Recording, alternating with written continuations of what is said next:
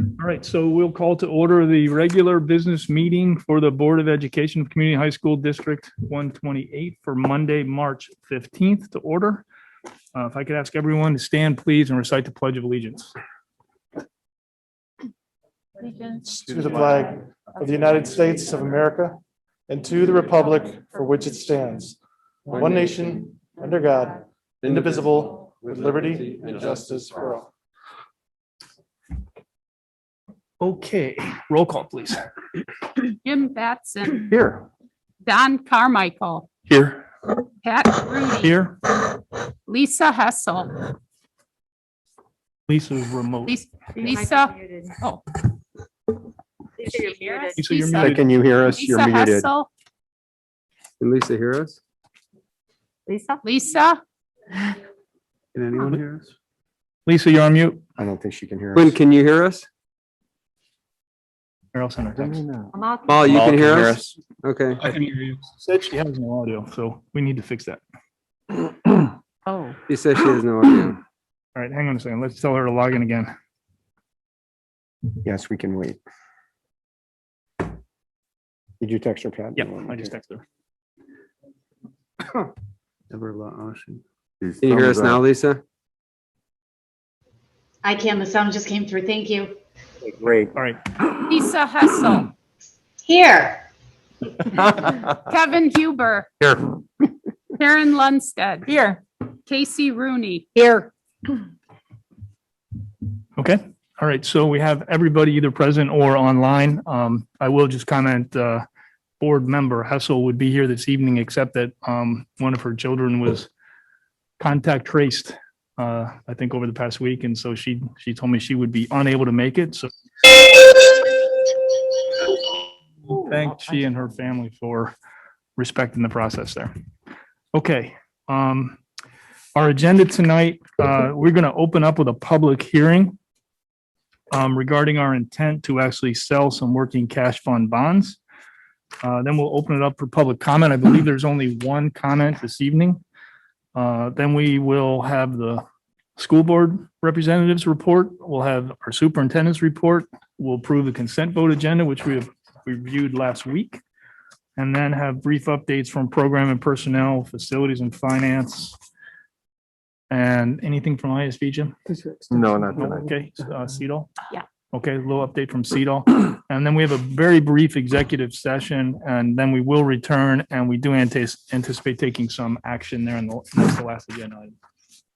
Okay? All right, with that, before we start, we do have a special guest with us this evening. So I want to take the time actually to introduce Dr. Denise Herman. Dr. Herman will join us in July 1. As our new superintendent to fill the big shoes left by Dr. Prentice Lee. So we're extremely excited about you coming. We're glad you're here tonight. And really just want to extend our latest welcome and assistance with everything we can do to help you through the transition.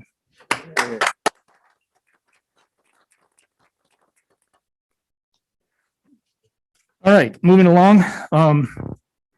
Let's see. Do I have to declare the hearing open? Where's our expert there? I do have this. Yeah, I have this. Okay. All right. So let me just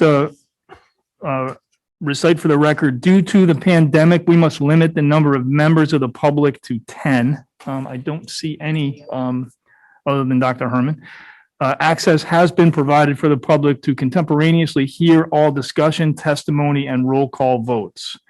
First agenda item is a public hearing to receive public comments on the proposal to sell bonds in the amount of $4,620,000 for the purpose of increasing the working cash fund of the district. All persons desiring to be heard will have an opportunity to present written or oral testimony with respect thereto. So at this point, I declare the public hearing open at 7:08 p.m. for discussion. The reasons for the proposed issuance of the working cash fund bonds is to clear out the balance in the debt service fund resulting from an accumulation of interest income and loss and cost to fund our capital projects. However, the funds in the debt service fund can only be used to pay principal and interest on debt. Therefore, we must issue these working cash fund bonds to deposit the funds in the working cash fund then pay off those bonds from the balance in the debt service fund. This debt will only be outstanding for 30 days. Are there any comments from members of the Board of Education? By the way, for the public, I think we've had discussion of this in committee. I don't want anybody to think we haven't talked about it at all. Any further discussion? What's that? Several committees. Yeah. Any discussion? Okay, seeing none, are there any additional comments from members of the board? All right, seeing none. Is there any written testimony or public comments concerning the proposed issuance of the working cash fund bonds? No. Okay. If there, let's see. Is there any oral testimony or public comments concerning the proposed issuance of the working cash fund bonds? No. Okay, all persons desiring to be heard have been given an opportunity to present oral and written testimony with respect to the proposed issuance of the working cash fund bonds. Is there a motion to adjourn the public hearing? So moved. For second? Second. Roll call, please. Carmichael, Aye. Grudy, Aye. Hessel, Aye. Huber, Aye. Lundstedt. Aye. Rooney, Aye. Batson. Aye. Okay, the motion carries and the hearing is adjourned at 7:10 PM. Dan, thank you for your work on that. So Dan, now we need a motion and a vote, correct? That will, so this is just the hearing. There'll be a motion and approval for the actual issuance of the debt at the April board meeting. Hey, April board meeting, okay. All right. Communication from the public, I believe there's one. Yes. We have a letter from John Hassert. Dear Board of Education and Administration, my email regards the proposed D128 racial equity, diversity, and inclusion policy revealed at the February 22nd Board of Education meeting. As per the meeting agenda, a vote on this proposed policy is planned for March 15th, 2021. I request that the D128 Board of Education propose action on this policy until both LHS and VHHS are open for full in-person learning on a normal schedule and without restrictions. The last sentence of the first paragraph ends with the statement that, quote, barriers preventing each student from fully accessing the high-quality educational experiences offered by the school district are removed. At present, and for nearly a year, the D128 Board of Education seems to be the primary barrier to students accessing educational experiences. But your only focus should be educating young adults. After the resumption of normal school operations will be an appropriate time to have a public discussion about the merits of the policy. And a policy proposal such as this should be given more than 3 weeks between rollout to vote.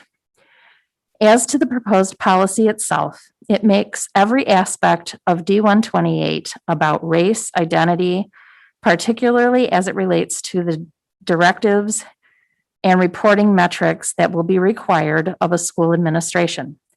Dr. Martin Luther King Jr. gave a speech in August 1963 in which he dreamt of a day when people, quote, will not be judged by the color of their skin, but by the content of their character. How does the proposed policy in any way align with the teachings of Dr. King? The proposed policy raises many issues that need to be adequately addressed before your vote. Get the kids back in school full time, then we can discuss the details of the proposed policy. Okay, and again, is there any in-person comment tonight? Seeing none, we'll open it up then to our student school board representatives. Who would like to go first? Hello there. I'll be starting off tonight. I'm just going to kick it off with congratulating the following teams, along with some words from 3 senior leaders who tied up their final seasons. Congratulations to the varsity cheer team for placing 3rd in state. Senior base Olivia Dubin said that starting the year off on Zoom was incredibly challenging and unmotivating. When we were given the chance to practice again with very little time before our first competition, we We all came together to push for our goal. Competing with no crowds was difficult, but I'm so proud of this team for accomplishing what we did in the circumstances we were in. We made school history and placed third in the state.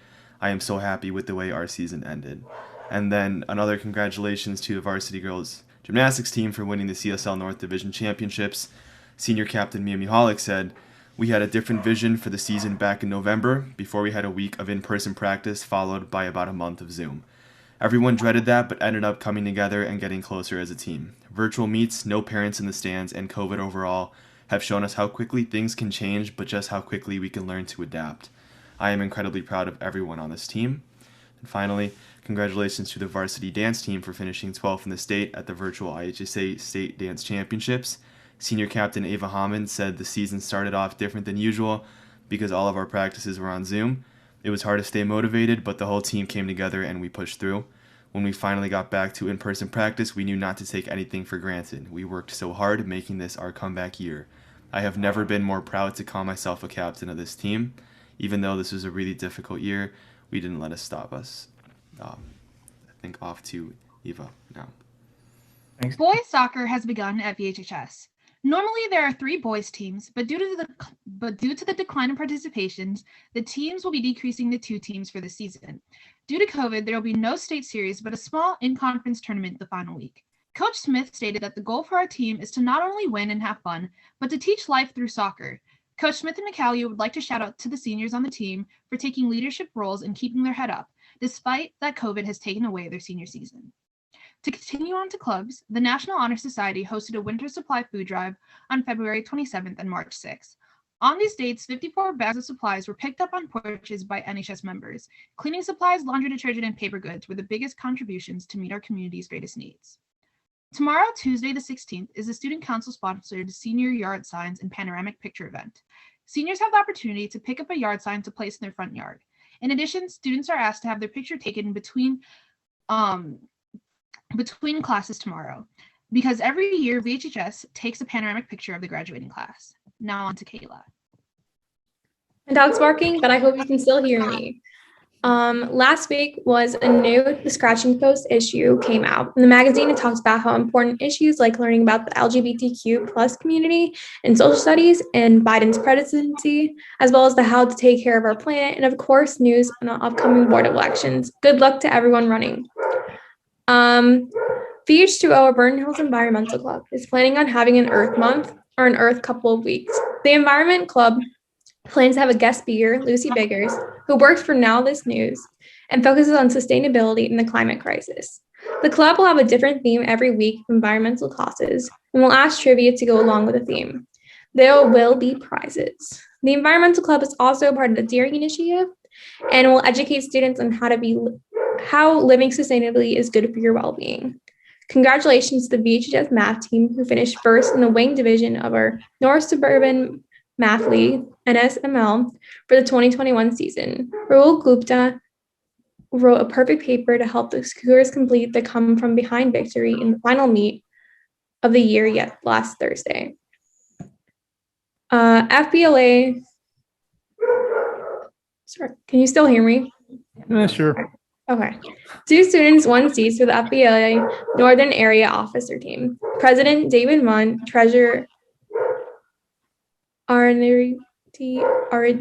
not sure how to pronounce it. Science Olympiad varsity placed second at the regional. We'll be moving on to state this April. Our JV teams placed second and third at regional. And that concludes the student board report. Thank you for listening so far. So on to LHS, I'm going to start off with the poll that we took on our Instagram account of students. For hybrid learners, around 76% of hybrid learners said that hybrid was going well and they like it. And then 24% said it's not for them. Overall feelings about COVID testing are pretty good. And then these comments were made from different students. They're just questions or like concerns about the end of the year.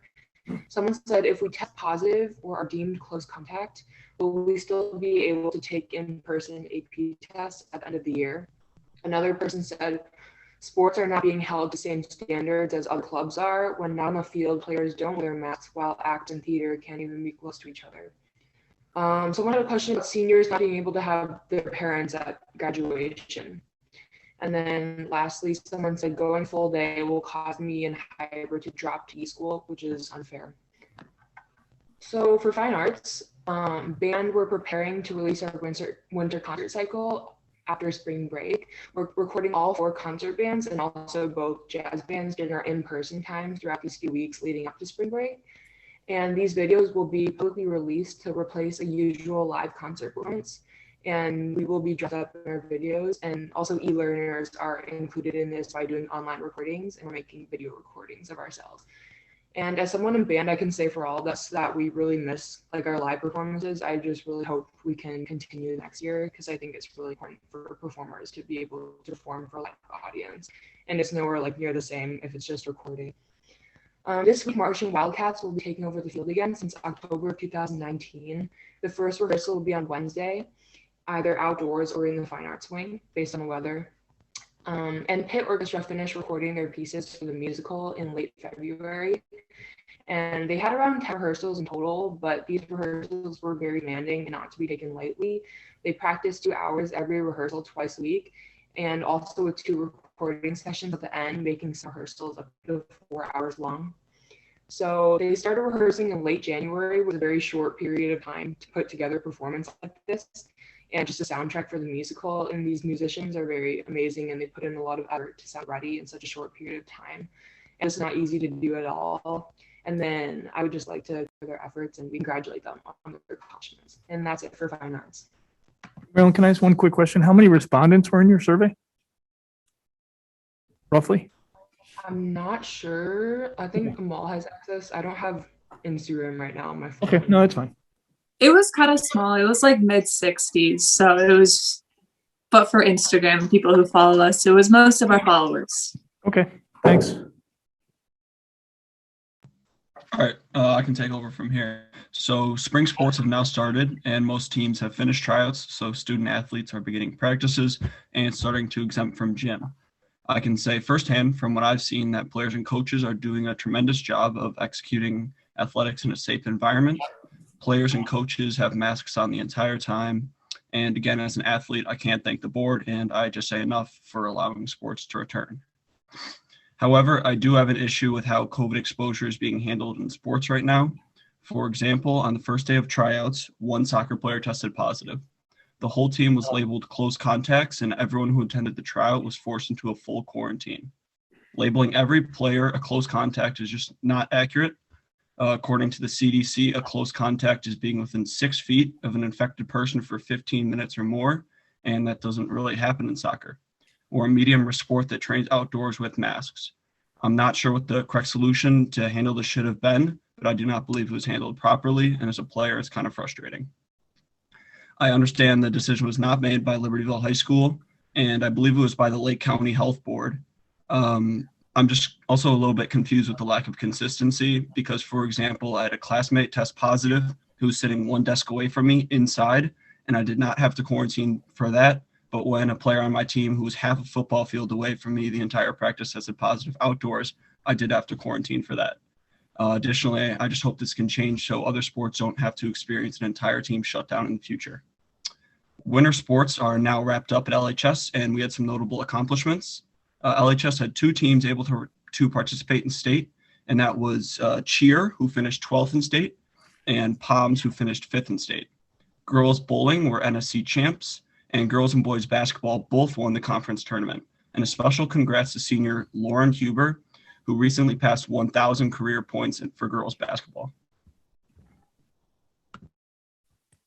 Okay, and then to finish everything off with activities, this week at LHS is Healthy Relationships Week, putting emphasis on positive and healthy relationships within ourselves, friends, teachers, and while raising awareness to dating violence and toxicity. This past Saturday, boys basketball held the Green Dot game to initiate Healthy Relationships Week by wearing green dot shirts and masks during warm-ups. Today is Do Something for Yourself Day. Tomorrow is Thank a Teacher Tuesday by sending an email to a staff member you feel connected to. And this Friday will be a Green Dot Out, where everyone is being asked to wear green to support Green Dot and its initiatives. This week is also Writers Week, so authors from around the country will be presenting at LHS to LHS students this week virtually. Students will also be sharing their stories and pieces they have written this week as well, which is my personal favorite part of Writers Week. Students will be attending Writers Week in their English classes during the school day. Dr. K will be holding another senior webinar this Thursday to discuss any graduation, prom, and honors night updates.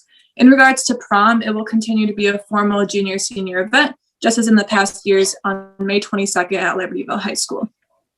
Tomorrow is Shine Day, where 85 individuals who are nominated by either their peers or staff members will be recognized, along with 42 individuals who nominated any person. These individuals received an awesome t-shirt and are being asked to wear it tomorrow, whether that be in person or over Zoom. Congratulations once again to these students and staff members, and I'm looking forward to see the continued spread of positivity in the gloomy days of March. This past Friday, Dr. Kalanis made an intercom announcement regarding the 1-year anniversary of the worldwide shutdown due to COVID. First off, we wanted to commend Dr. K for his thoughtful and extremely well-spoken announcement. After a moment of silence, he focused on the growth and the positive, while also remembering and acknowledging all the loss. It summed up the year perfectly, and for that, great job, Dr. K. It was really a full circle moment. After his announcement, a Google form was sent to all students and families in which they can submit names of an essential worker or someone who has lost their life due to COVID-19, and so that they can be honored throughout the month of April at LHS. Finally, Science Olympiad has qualified for state this year, so congratulations to all participants and good luck at state. And that's it for LHS and VHHS this month. Okay, thanks a lot, everybody, for a great update. Superintendent's report. Okay, thank you, Pat, and good evening to everyone. I think the additional good news that I'll share tonight is an indication that we continue to move toward normalcy, because I have 3 pages of good news tonight. And it's all about student activities. So along with the athletic news and some of the other information that the students shared tonight, it's really exciting.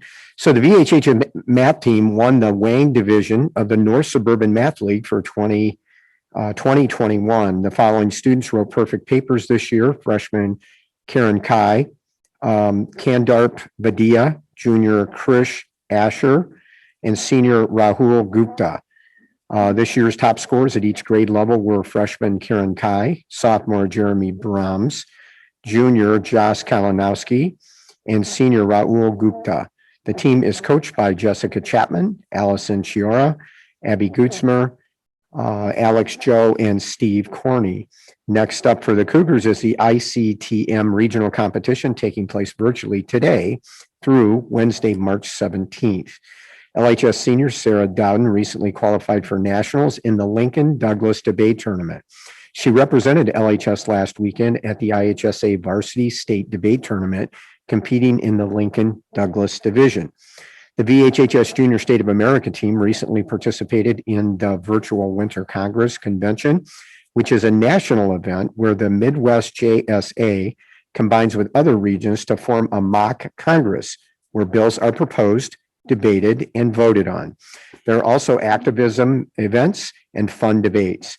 VHHS's very own Anjali Parande and Xander Schwartz are the governor and lieutenant governor, respectively, of the Midwest JSA. They collaborated with student leaders from 2 other regions to put together the entire convention, all through Zoom. VHHS JSA seniors Aaron Kim and Philip Glenn each won Best Speaker Awards, and junior Brandon Newman declared his candidacy for lieutenant governor for the next school year. The JSA advisors are Tony Isabelli, Sean Woody, and Wendy Meister-Luria. LHS senior Cade Apton was accepted as a panelist for the Illinois Science and Technology 3rd Annual Student Research Showcase.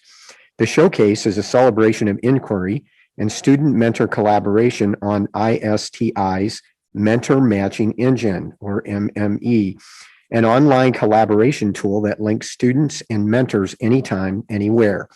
More than 50 students from across the state applied for the showcase, with 5 being chosen to present at the showcase via Zoom on March 18th. Cade is a student in AP Research, the 2nd course in the AP Capstone program, taught by Christopher Thomas. The course requires students to deeply explore an academic topic, problem, issue, or idea of interest. Cade has chosen to explore prison education in Illinois. This academic year, he has designed, planned, and implemented an original qualitative investigation and analysis to address a specific research question.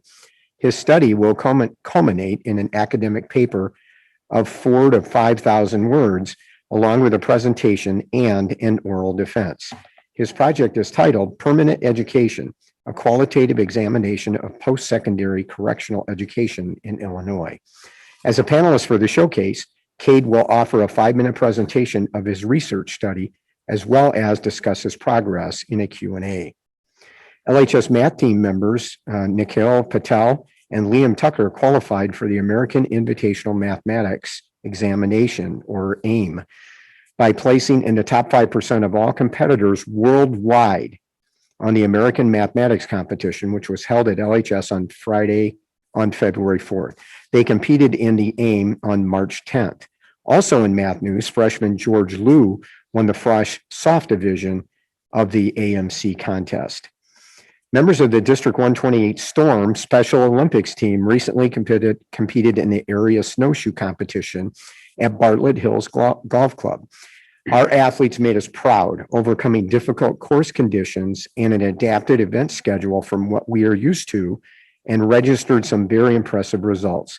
Athletes received the following honors: Hannah Kreitch in 50-meter run, second place; 100-meter run, first place; Eric Eitel, 50-meter run, first place; 200-meter run, second place; Chase Miller, 50-meter run, fourth place; 100-meter run, third place; Haley Dunbar, 50-meter run, second place; 100-meter run, first place; Albina Gisa, 50-meter run, first place; 100-meter run, first place; Xavier Granados, 50-meter run, third place; 200-meter run, first place; Daniel Granados, 50-meter run, first place; second-meter run, 200-meter run, first place; Noah Hewitt, 100-meter run, fourth place; 200-meter run, first place. So congratulations, as always, to our Storm athletes.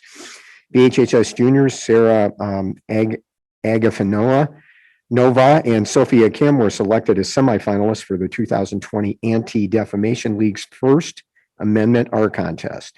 To inspire their artwork and written responses, Sasha and Sophia responded to the prompt, using a personal example of experience, describe or portray how one of the 5 freedoms in the First Amendment affects your daily life. On May 13th, their artwork will be celebrated in a virtual presentation of all this year's winners in the ADL's First Amendment Art and Essay Contest. 4 LHS student artists participated in the IHSAE's Senior Scholarship Exhibition by submitting portfolios of their work for scholarship opportunities from art schools and universities throughout the United States. LHS seniors Will Herbeck, Emma Lash, Avery Vang, and Paige Vang received part of $1,240,000 of senior scholarships by participating in this exhibition.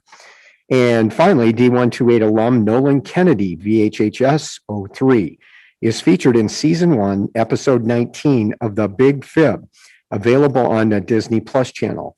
The Big Fib is a game show where children try to tell which adult is the expert and which adult is the liar. Nolan is the co-founder and co-director of the Letter of Marquee Theater in New York City. Among his many roles, he teaches improvisation to actors of all ages, so it may be challenging for children to tell if he is really lying. So congratulations, everyone. It's very, very exciting for our students to be involved in competing and participating again. Yes, we have come a long way since this Monday a year ago. Okay, next on the superintendent's report tonight is our monthly quick go around on our major capital projects going on. So I'll turn it over to Dan and Mark, or Mark and Dan, whoever wants to go first. Yeah, Mark, do you want to just talk to them about the field house schedule? Sure, thanks, Dan. To bring everybody up to date, later on in the meeting, we're going to be looking at pre-purchasing some equipment, HVAC and metal roof deck, that has long lead times. We've been looking at the project overall and all the materials and talking with suppliers and making sure that we can hit the projected schedule. So we're still checking on things and we've knocked a lot off the list that we needed to pre-purchase. So, like I said, later on tonight, we'll present those items. Today, the documents went out to bid to the contractors. On Wednesday, March 24th, I believe it's a Wednesday, we're going to have a pre-bid conference in the morning, Teams meeting with all the prospective contractors. And then in the afternoon at 1:30 p.m., we will do an actual walkthrough on site so everybody can take a look at the conditions there at the field house. All the proposals will be due from the contractors on April 6th for the bid opening at 3:30 p.m. Once that's all done, Gilbane will interview all the qualified low bidders. Timeframe to do that April 7th through the 9th. And then we will bring a recommendation to the board on April 12th at our special meeting. And in terms of the overall project cost, Gilbane's kind of been working on stuff, and so they think the cost has come down in the project. So we were kind of about 8 million. They think we're closer to about 7.5 right now. As as you get closer in design, you get a better idea of what it is, and also get to see some interest in contractors as well. So that's positive news. Good. Yeah, we have a lot of contractors that are looking for work. So it's going to be very competitive. So we're hopeful it's going to be competitive. So that's all we have on the field house side, other than when we get to the equipment and the F&F portion. And then on the Vernon Hills, they're still in the punch list, but as you'll see, we'll slowly start to close out some of these contracts as punch list stuff gets done, but it'll probably take a while, like the LHS pool did, but hopefully not quite as long. So yeah, we're working around the school schedule. So we're only bringing contractors in on Wednesdays when the students aren't in the school. So we're scheduling, along that time frame. So it's because we don't want any classroom interruption. Okay. Hey, Mark, is there any chance to get them in during spring break and pound it out then too? Yes, we'll be bringing them in spring break also. Okay, great. Thanks. And we'll work around any athletics and things that are going on in the building. And we'll look at that schedule and make sure it's, we're clear to get things finished with no interruptions to anything with the students. Any feedback on the new facilities? STEM lab, classrooms, gym? You say it again? Just any feedback on, the new space? Is it working out? Well, the feedback is awesome. I will say we certainly have started to put the West Gym to good use. Competitions going there, a really beautiful spot you saw that we dedicated that space to our senior class. And it's just a really nice space. Our dance facility, our dancers, both Orchesis, our dance team that just finished 12th in state, as well as our dance classes are in love with our dance facility. So, kudos to those that designed it and also, finished it off. It's really a phenomenal spot. The cafeteria, of course, we're feeling a bit underused right now. We've been able to open at least one hot station for some of the Group D, the all-day students that are in person now. We're looking forward to expanding that when we hit April 5th for sure. But that's a really nice space with kind of the latest and greatest inside the servery, which will serve our students well. Looking forward to be able to get back to normal and have kids eat a full period in the expanded cafeteria. So that's great. And then the classrooms in the STEM lab, if you had a chance to see that STEM lab, it is as nice a facility for an instructional area as I've seen. And we visited several schools that had similar STEM labs and kind of picked off the best of what they had. And when we designed that thing and the way that it came out is just fantastic. We have several classes in there now. Again, with us being only at somewhere around 30% of our students in for half days, so 16 at a time, those labs probably aren't getting the full use yet, but we're encouraged that when they will, we're going to have a really neat space for those kids to do some great things. So thanks very much. Yeah, great feedback from our staff and kids. Great, thanks, John. And just as, John, that's actually a great teaser because we were going to try and do a tour the last time we were together, and the evening didn't allow us to get there. The hours was getting late. So hopefully at the April committee meeting, we'll be able to do something before the committee meeting so the board will actually get to see in person what you've been so gracious with me and walking around and showing me the facilities that we've worked on. It's really incredible. These projects cross, a couple of boards, a previous board and this board, in terms of conception, initial planning and thinking, and then voting. And it's just really exciting for the VHS community, as well as all the work that we've done at LHS as well. Very exciting. So any other questions for Dan and Mark? Okay, great. The next section is our what's become our regular section as we look at COVID-19 and the impact on our community. I'm going to start first tonight, not go through the presentation that we did twice at board meetings, but just want to touch a couple of highlights, and I'm going to ask Pat to hit metrics. Then I want to report out a little bit on the surveying that we've just done, hit a couple of other highlights here and see what questions the board may have as we move forward. So again, with CDC, IDPH, and ISB guidance, there was new guidance that came out a week or so ago that in essence changed or altered social distancing from 6 foot to 3 to 6 foot, or the best you can as you can do it. In addition, most people are aware that we had a 50-person cap limit in any space. So let me put that in perspective. Whether it was a classroom or the new West Gym at Vernon Hills High School, we could not put more than 50 students or individuals in there. So they have altered that guidance again to really be a percentage of, kind of the overall size or square footage of the facility, which allows schools a lot more flexibility in terms of their use and planning for those facilities. And those, along with our weekly Buy Next Now testing, as well as our educator vaccinations, the really stellar job our buildings and grounds staffs have done at the buildings in terms of preparing them for students to return in any number along the way, have just allowed us to make some different decisions moving forward. And so just as a review, we made a recommendation to the board after a couple of meetings last week at a special board meeting to add a third option to our current learning options, remote, and a half-day hybrid schedule. We've now added a full day, 4-day-a-week option. Wednesdays will still be teacher-directed days within that option.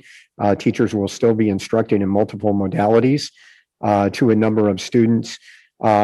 As a result of that, and the board voted 7-0 last week to move toward that schedule. So we're very excited about welcoming more students back in the building, but there have been a number of folks in the district, including the board, that we've worked with since July last year to get to this point.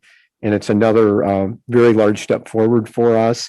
And I'll end my comments in this section simply by saying again that we are planning for a regular opening of school next year.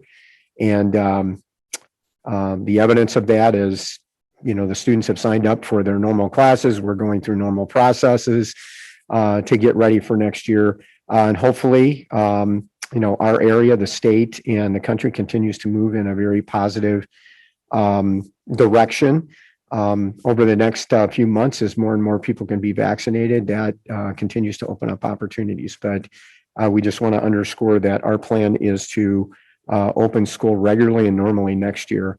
And hopefully we're all smart and we continue to work together, and that will allow us to do just that. And I think that will be very exciting for Dr. Herman coming in and working with the team here to get ready for the opening of school. And I'm very excited for them and very excited for our parents and students in our communities as we continue to take steps toward that. So Pat, do you want to touch base on metrics a little bit tonight? The only thing, I'll just mention the latest data from today. And again, these are from the Northwestern website, and I'll acknowledge there's a disconnect between some of the Lake County data and the Northwestern data. And I don't know whether that means the Northwestern data is overstating it or the Lake County data is understating it, but it's clear the databases are really not completely in sync. In any event, and that disconnects in the case rate. All right. So the Lake County data shows a case rate in Libertyville, for example, of about 118 latest day. And then the Northwestern website shows it slightly over 200. So it's a big disconnect, but in any event, those are both numbers that are in the red zone on the CDC. Okay. And I guess that's really the only thing that matters. Likewise in Vernon Hills, the Lake County data is showing about, it's in the 60s, I believe, versus around 100 on the Northwestern website. So that's kind of borderline in the yellows or orange zone, the moderate zone, per the CDC guidelines. The one piece of data that's a little bit concerning, and it's really not inconsistent with what we're seeing in other parts of the country, the positivity rate in Libertyville is up to 3.8%. So not too long ago, it was in the sub 2% range. Again, with small numbers, these things can vary pretty quickly with the small changes, but we're looking at an average of about 9 cases a day in Libertyville. So that's actually still a fairly high number. Vernon Hills is at about 3%.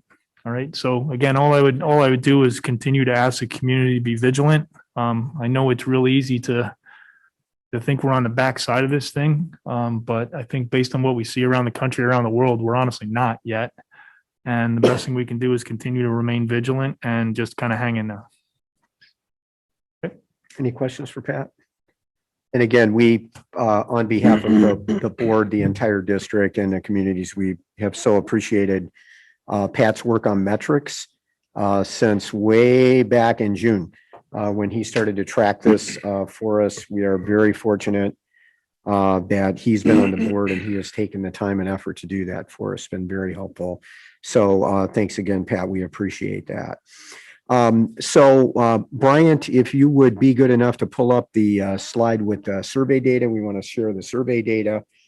The survey originally went out after the meeting last week. And then after some discussions and some requests, we extended the survey through Sunday at 6. And I think both buildings probably actually left it open a little longer through this morning just to pull more survey data in. So just got a composite slide here that I want to review with you in just a second.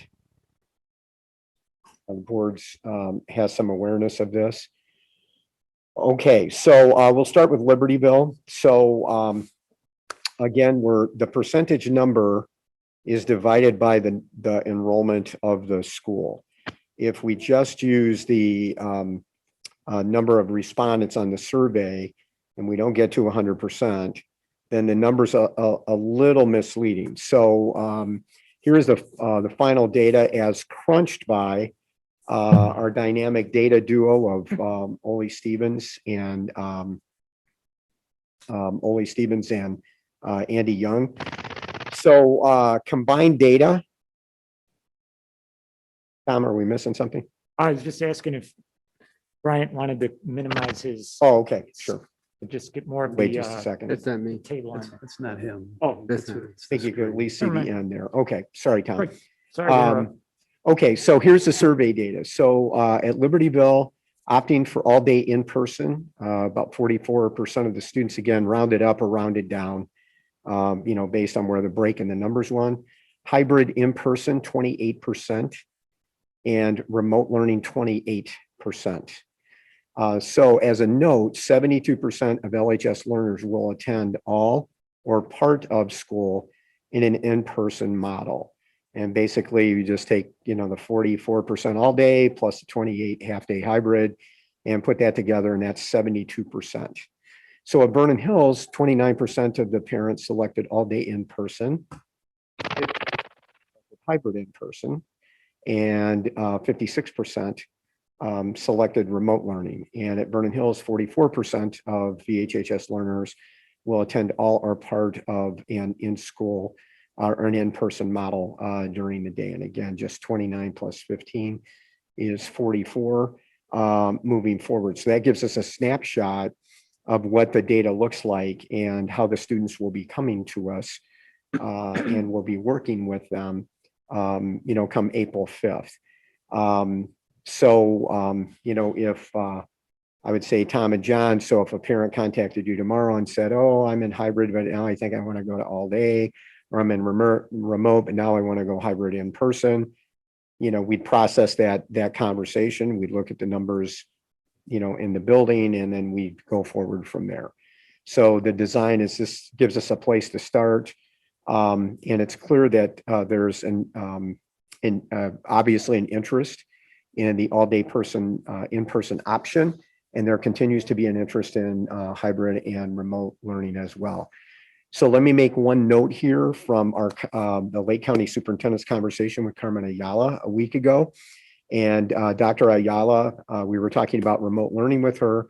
And as most people may have forgotten, but school districts are actually required to have a remote option this year under the guidance from the state while we're in the pandemic. But next year, her view is that there will still be remote learning as an option, but there will be criteria that students would have to meet to be able to go into remote learning next year. Could be things like still some extended medical issues in the family or something like that. And I think we would all say, and I think Denise would agree with this, after teachers have worked a year in remote learning, done additional training, be able to test drive it, and they've really gotten good at it, that remote learning is probably going to have some place in the American high school moving beyond the pandemic. I think that is certain as schools continue to plan for the future. So that's what it looks like. And again, the plan will be when we come back from spring break, students will continue in either the hybrid half day or the remote, their current choice. And then on April 5th, we will shift to begin to bring students in all day. And basically what that looks like is, a student Monday would go periods 1, 2.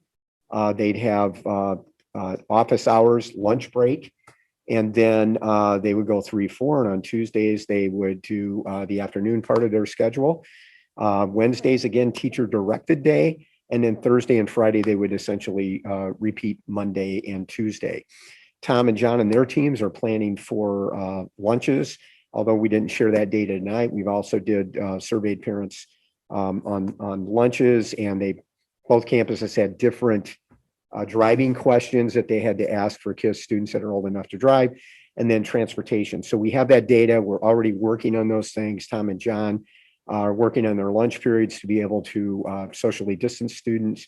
And just remember, this is very important, that when students have their mask on, there is a strict 6 foot or mask off. There's a strict 6 foot social distancing guideline. So when they're eating lunch, for example, we have to have them 6 feet apart. So now that we have numbers, John and Tom and their team can do real-time planning to get ready. Over the next 2 or 3 weeks to get ready for the students to come back on April 5th. And that is all underscored. I'm happy to report tonight that we are now in our 3rd week of the 2nd vaccine for all educators in Lake County. And so within 3 weeks, any educator or person that works in a school setting who wanted to be vaccinated should have their vaccinations done in Lake County. And again, that dovetails nicely with our starting date. So one question that may be out there is, well, gosh, why didn't we start right after spring break then? Bringing larger number of students into the building. If you look at Tom's building again, at some point during the day, he's going to have 70, he's going to have a high number of students in the building, half-day students as well as all-day students moving forward. So we want to make sure that we're planning for, all possibilities. And with that larger number of students in the building, we wanted to have a 1 week gap between spring break and probable travel that a number of people will do and coming back before we brought larger numbers of students back into the building. So I think we're very excited about the planning. John and Tom have I've been communicating with the staff. Tom and John have been meeting with them individually or in groups in the building as we began to plan to bring the students back. And I think it's a very, very exciting time. And we're appreciative that we've had a confluence of events that have allowed us to take this next step forward, again, leading to planning for and articulating a regular start of school next year. So comments or questions? Just a couple. So just to clarify, all of the survey results were from parents, correct? Yes. Okay. Second. And they had to certify that they talked with their students as part of that process. Okay. And then second, I forget what percentage of our total student population actually responded in this version of the survey? We had just roughly. So two things. One, in this particular survey, we let parents know if they did not respond, they would simply remain in the choice that they were in. So we know that some parents did not respond because they were in hybrid and they wanted to stay in hybrid, or they were in remote, they wanted to stay in remote. They didn't need to respond. So that data has been articulated by hand by Oli and Andy today. And then at Libertyville, Tom, I think you guys were 85, 86%. And then John, 65, 70. Responded to the survey? Yeah. Close to 2/3. Yeah. Okay. So, and a number of those other students, again, were students that just remained in place. Right. And then we did both, as you've heard both buildings talk about, we've had a group of students in both buildings who have been attending all day, and they didn't need to fill out the survey because that was their option. They're going to keep coming all day. So I think the data articulated nicely, and Oli and Andy and their teams did the hand placement today of everyone. So our numbers they're solid and they're good. I think we feel good about them. Okay. Does it look like we're going to be able to feed everybody? Yes, we were with the lunch block, which is approximately 90 minutes. We were able to develop, and I think John's in the same situation where we're doing a 3-block rotation in that block. So we have plans where we can fit up to 200 students at a time for lunch, but then multiplying that over 3 periods is 600 students. And our number of students who actually told us they were going to attend and be on campus for lunch most days was well below that. So we feel very confident that we're going to be able to run a good, safe lunch program, one that allows students time to eat and do other things they need to do during that free period. They're not just going to have to sit at a table for that whole 80 minutes. They're going to be able to move to other locations and have a combination of sort of a free period and a study hall. We've worked with Chartwells. They've been fantastic. That's our food provider. And they're working on all the options to feed, 100 to 150 kids in a 25-minute time frame. So we're working on that and fine-tuning the details there. John, and you want to comment on lunch too? Yeah, Tom said it well. We are prepared to do a multiple shift lunch and expecting a few more students than we got. We were headed that way. We may now, with approximately 240 to 280 kids eating or choosing to remain and eat in the building, we may still be able to pull it off in one lunch shift. But like Tom said, we still would rotate the kids out of the cafeteria into some open gym spaces to allow them to, the ability to move around and get some study hall stuff down too. So we feel like whichever way it goes, we can handle it pretty well. Any other questions? Pat, did that answer your question? Yeah. Is anybody surprised with me though that the participation in the all day isn't higher, given the feedback that we've had? No. I was a little surprised. I was very surprised. I know one student I ran into yesterday said that she just doesn't want to be in a mask all day. Yeah. And so she's staying in hybrid, even though she wants, she's a senior, she wants to be in school, but she just needed the break. Yeah. And she's also an athlete. So she does come back, so with that said, she needed to. She's got a nice balance. Yeah. In her day. Yeah. That made sense. Okay. And my reason for not going back fully in person, as well as a few others, is somewhat similar to that, in which that a couple of teachers won't be coming back for whatever reason that might be. Therefore, being a senior, like most seniors, I'm able to provide transportation for myself to get back and forth. I don't exactly want to sit in the cafeteria with all the freshmen and sophomores when I have the ability to just get home and take my class there. And other than that, I'd be all for coming back in person. So maybe if that adds some extra perspective. Okay, thanks a lot, Diego. I'm on the opposite side of that. So personally, I work 8-hour shifts, so I don't mind wearing a mask all day, but I don't have a car, and the block in the middle isn't just feasible to me. And how it is now, how hybrid is now is working well for me personally. And I just don't think like I can personally handle like being in the building for 8 hours, because my brain isn't the same as it was pre-COVID. So I thought that this was a better option for me. Honest responses. I've had that conversation with my kids and told them they're all going to have a big adjustment when they have to go back to the office 5 days a week. Aren't we all? Yeah, we all are. Well, I think again, as I mentioned earlier, it underscores that, we have 3 choices, and those 3 choices fit, Yep. Our communities well. And so it's good that we have those at this point. And it'll be exciting, I think, to see, more students in the building. So, okay. I think anything else? it's really good that, the kids have been so flexible and working so hard this year to finish the year with, or this next phase with them having the choice to do what is best for them as learners and for their family health situation, is great. And it's also a testament, I believe, to our staff to be able to work with, Vernon Hills has 1,600 students. We have almost 1,900, to be able to kind of differentiate, no matter what a child has chosen of these 3 options, that we're going to be able to deliver a high quality experience for them as we finish out this year. Great. Thanks, Tom.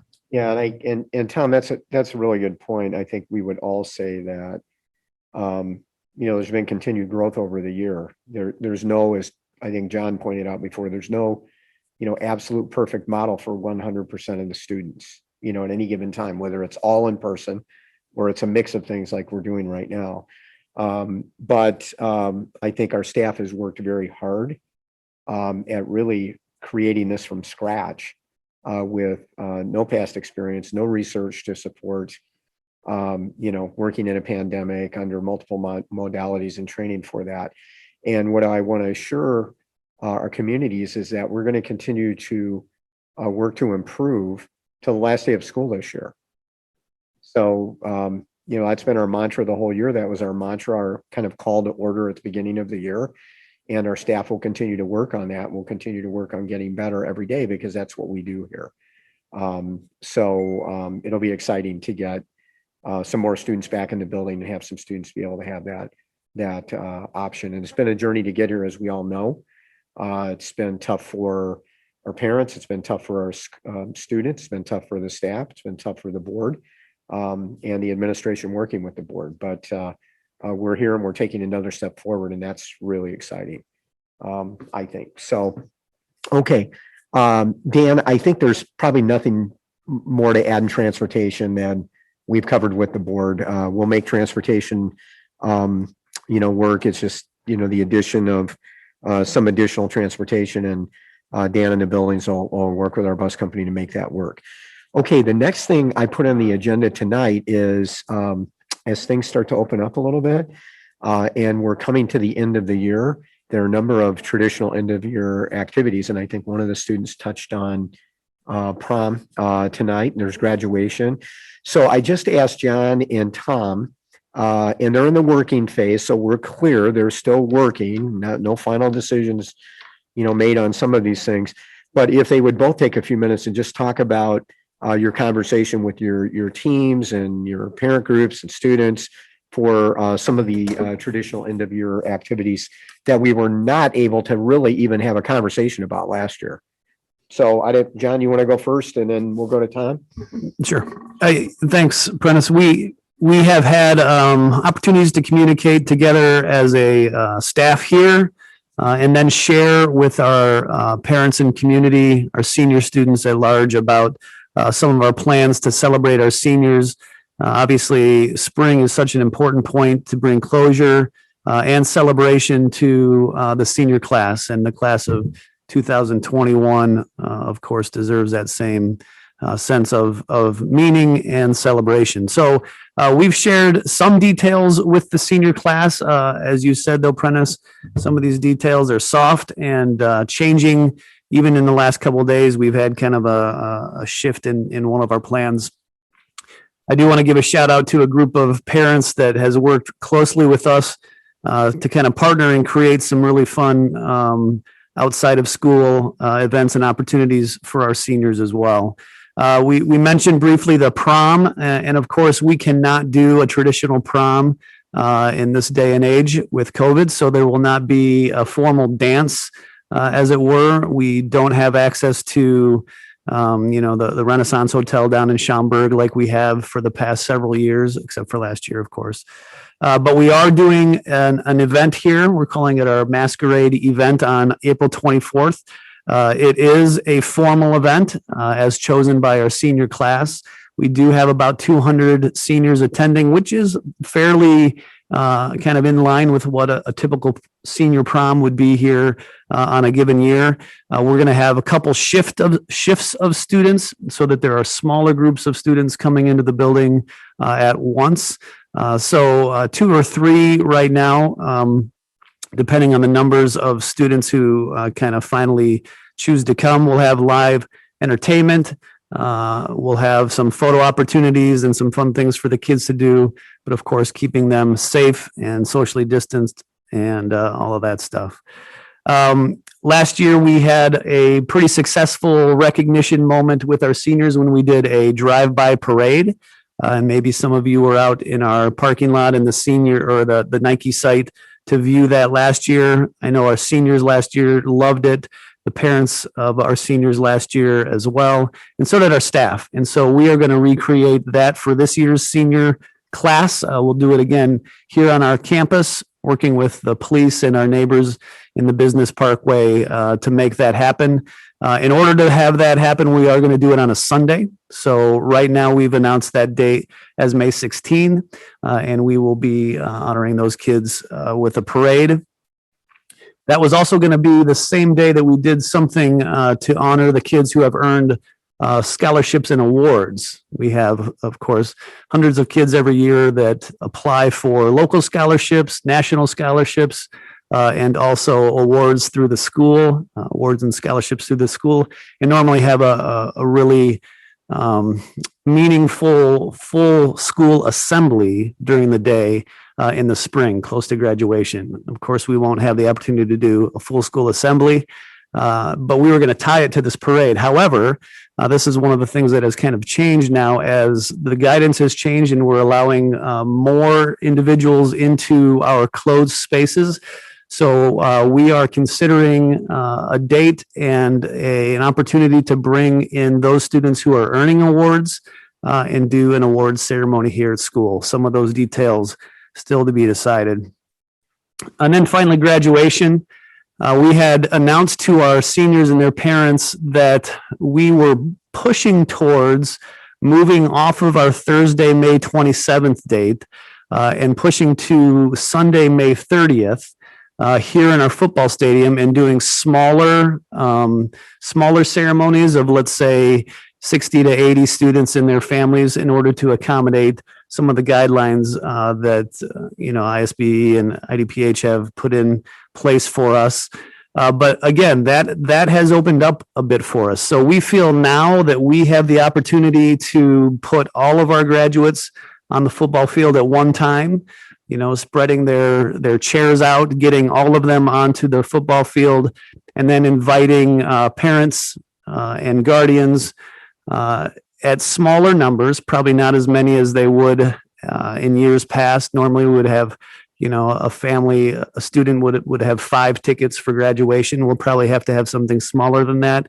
But still, because we can go 20% of our attendance capacity in our football field, not including the participants on the field, we should be able to get a good size of guests to watch a full class graduation. So, like I said, we had announced that to be on Sunday, May 30th. We're thinking now about moving back towards the original graduation date, which is Thursday, May 27th. More details to come. We're still hashing through with our teams about logistics on that, but excited about the opportunity to get all of our seniors together and celebrate them at one time, and just praying for good weather. So, Yes, let's do, John. Tom? Yes, very similar to Vernon Hills, except I think it's important to know that this senior class is very special to me because I am a senior. I came in as a freshman with them. And so all of these celebrations are going to be even double in size because they're about me as well, and I get to participate. So You're not graduating, right? well, I don't think I'll make it quite. I think I've got a few credit deficiencies. I can say you're not leaving before I go, and I can speak for Denise and say you're not leaving until she goes. So, okay, so. Correct. But to be clear, this is your senior year. Yes, that's what I'm saying. It is my senior year. So these guys, we have a whole, so we're doing all of the things John mentioned. We are doing during 1 week. It's our senior week this year. Never done this before, but May 22nd will be our prom, and it'll be juniors and seniors. That's a Saturday night. It'll be on our campus, very much like John described. The student council did a big survey. The kids want to be in formal attire, and we have a number of different activities for them to do on campus that evening that will be safe and following guidelines, but still enable the kids to come together and have a really nice event. On May 27th, on Thursday night, that is our graduation. It'll be on our stadium field under the lights. We are definitely holding out hope that, like John said, we can get parents to attend. I know Prentice is very close with Carmen Ayala, the state superintendent, so I have every confidence that Dr. Lee will, twist some arms and make sure that we can do our best to get our parents in attendance on those events.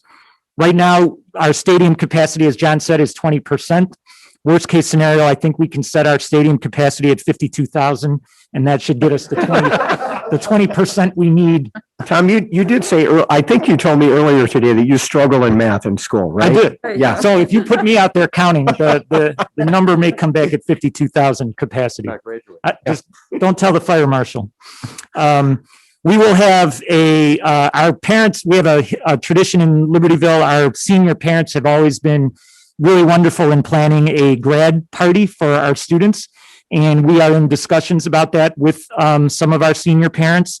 So I don't want to give any details away yet because there's a lot of things in flux, but we're very optimistic that we will have our grad party like potentially on the evening of graduation following the ceremony. And we will do our drive-by parade similar.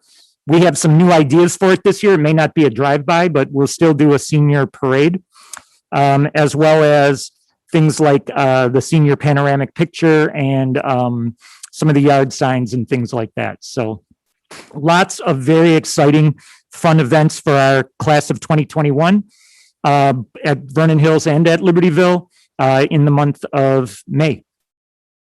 Exciting. Any questions? And of course, Tom and John will continue to update their, the LHS and VHHS communities, and then I'll continue to update the board so you're aware of the planning. And, I would say this, I sent a message to the staff today. This is the anniversary of the first day of the first week that the governor made the decision to shut the school down and shut all the schools down for an initial 3-week period. 1 week of spring break, because everybody had spring break in that 3-week window as fate would have it. And then 2 additional weeks kind of on the state to get ready for remote learning. And little did any of us know back then that would need to be expanded and expanded and expanded again over the course of the year. But when you think about some of the conversations we're having tonight and where we were this time last year, it's profound. And it's again, not perfect, not what everybody wanted by any means in our community or any school community across the state and probably the country. But it's been a journey. And in a little less than, we started back in hybrid on January 19th again. And in a couple months, we have an option for students to be back in school. So, I think we've taken some measured steps forward over a long period of time. And it's just exciting again to hear the kids back doing things and with their peers and working with staff, and then planning for some of the penultimate activities at the end of the year, none of which we were able to do last year. So again, very exciting. So Tom and John, thank you for your work at the buildings with your teams. Very exciting stuff.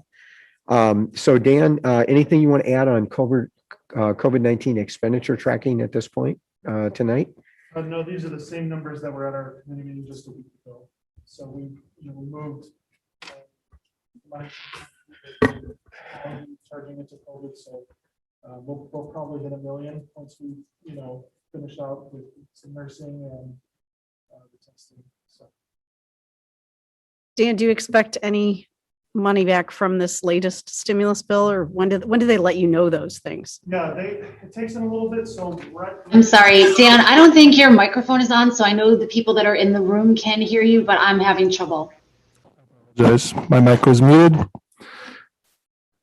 I had asked, Thank you. this latest stimulus bill, when do we think we would hear whether we get anything from that? Sure. And just to answer the previous thing that I said was, we'll probably end up hitting about $1 million in COVID right now, depending on how much we end up paying for testing and for the nursing services that we're contracting. That will keep adding to our costs.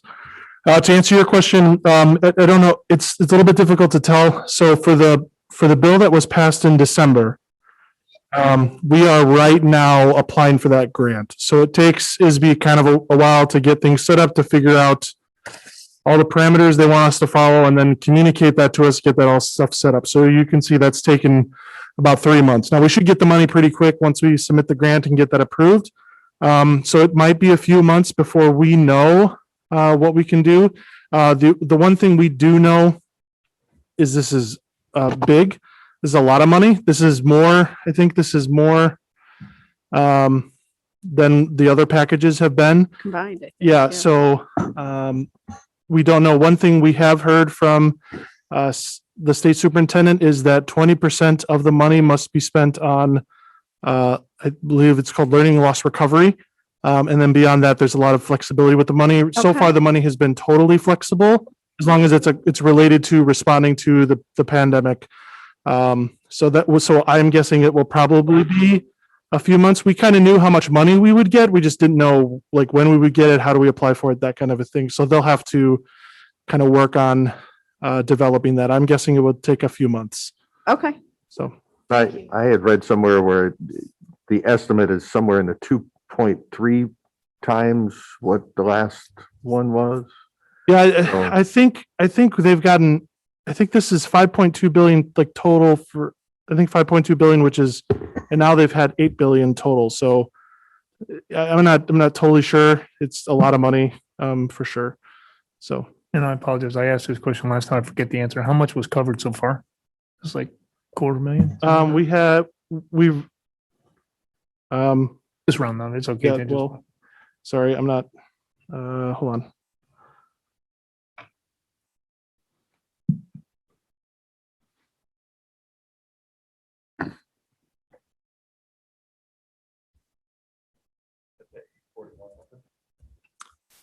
No, that was the spending at that point, I think.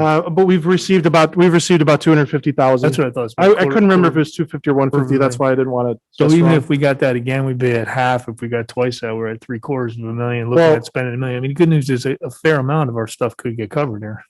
Kind of. So it's a little tricky. The first package we actually only got 60,000 straight from the CARES Act. The rest of that money came from actually Lake County giving us money, which I think was their choice to do that. I've not heard anything about the second round because maybe they're applying for it. So I don't know if there would be additional potential money Yeah. from the All right, so county. The And two to so three the- X could this- be off the 60, not the 250 then. Excuse me, what? The 2 to 3X, if it was, as Jim said, double what we got before, we're looking at. Yeah, I don't 120. know. The second round, the ESSER two money that we're applying for right now, there's about 210,000 there. Okay. So. Yeah, we'll see. Okay. As we get more information. Good. It's all, Thanks, Dan. it's all good. It's, anything's a plus, right? That we get through that. And I know, Dan, you were really the first run, you were surprised, or maybe the Lake County piece that we got as much as we did. And then they kept sending us more. So, Yeah, and then we received that. So that's all good news. So the governmental partners are playing well in the sandbox and trying to help each other out. So I'm going to finish our section on the pandemic and everything we're doing tonight with our regular pitch that if there are students who still want to join our Buy Next Now testing program, we encourage them to do that. Absolutely, we'll make space for them. You can see the administrators in your building, and we will connect you to get you tested.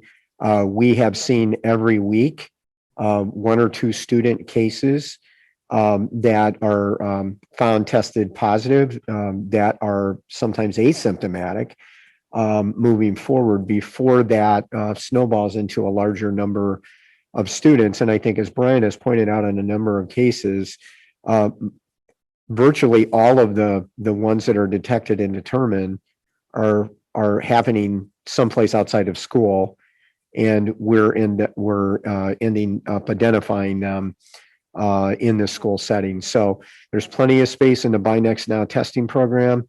I know it's gotten a little tighter. I talked to Oli at Libertyville on Friday because of the higher number of athletes that are playing this spring. The good news is those slots are almost filled up.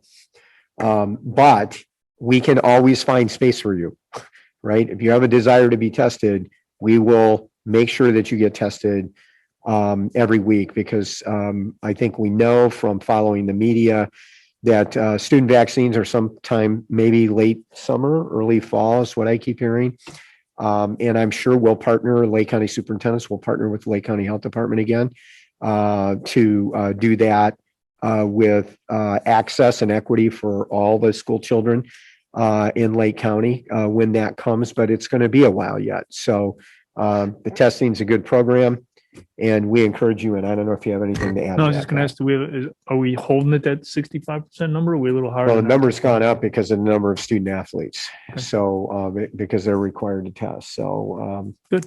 So always news. indicating spaces are tight at Libertyville right now. But again, we'll figure that out. That's a good problem to have moving forward. Okay, great. So anything else in this section? Any other questions, comments from board members? I would look at the administrators and make sure that Prentice hasn't missed anything. Okay, we good? Okay. So we move on to Freedom of Information requests. We had 4 this month since our last meeting, and as required, I'll read these into the record. FOIA requests received 2/10/21, response date 2/17/21. Requester was Gwen Jansen.